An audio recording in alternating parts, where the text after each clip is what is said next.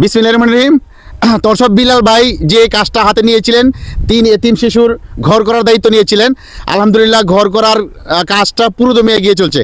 আজকে সারা দিন সন্ধ্যা হয়ে গেছে, তারপরেও তারা কাজ করছে এবং এই কাজটা ডিসেম্বরের মাঝে শেষ করার জন্য তারা কিন্তু আপ্রাণ চেষ্টা করছে এবং সারাদিন আমরাও তাদের সাথেই ছিলাম। হৃদয়, কিছু বলো।